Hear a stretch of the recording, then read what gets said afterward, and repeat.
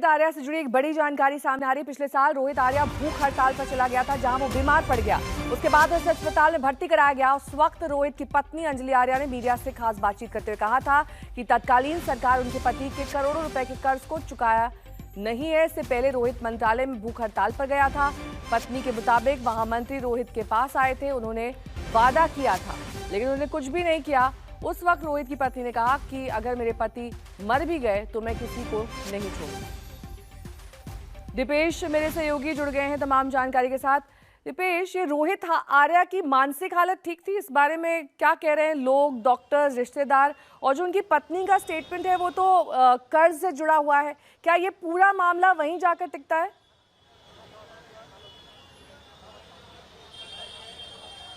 जी देखिए नेहा, रोहित के मानसिक हालत के बारे में अब तक तो पुलिस या किसी की तरफ से कुछ आधिकारिक बयान या इंफॉर्मेशन नहीं सामने आई है, क्योंकि रोहित आर्या के परिवारजन, उनके मित्र या पत्नी से अभी फिलहाल संपर्क नहीं हो पाया है। कोई भी यहाँ घटनास्थल पर नहीं है, ना ही अस्पताल में है, लेकिन थोड़ी ही देर में शायद उनके परिजन जो है वो अस्पताल पहुंचे। पुलिस की तरफ से जो जानकारी मिल रही थी, जो पुलिस का रोहित के साथ इस पूरे किडनैपिंग के दौरान जो कॉन्वर्सेशन था, उसमें पुलिस का ये मानना था कि रोहित थोड़ा हिंसक नजर आ रहा था और पुलिस को ये शायद डर था कि कहीं वो बच्चों को नुकसान न पहुंचा दे, इसलिए पुलिस काफी एहतियात बरत रही थी।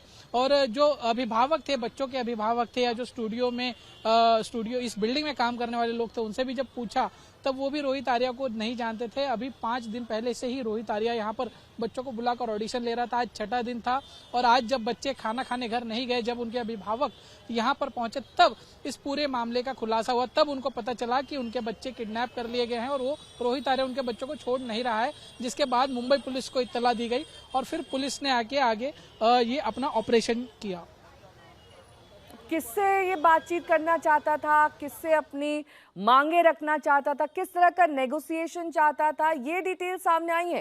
क्योंकि अचानक आप 17 बच्चों को बंधक बना लेते हैं, कोई तो प्लान होगा आपके पास ना। आपको मालूम है कुछ देर बाद वहां पर पुलिस आ जाएगी, कोई कार्रवाई की जाएगी, आपकी जान पर भी बन सकती है, जैसा कि हुआ। तो आखिरकार प्लान क्या था रोहित का? जी बिल्कुल, देखिए पुलिस की जांच में तो अब तक जानकारी कुछ पुलिस को नहीं मिली है, क्योंकि पुलिस का ये मानना था कि रोहित आर्या का जब ट्रीटमेंट होगा तो रोहित आर्या से पूछताछ की जाएगी, उसके स्टेटमेंट में बातें स्पष्ट होंगी।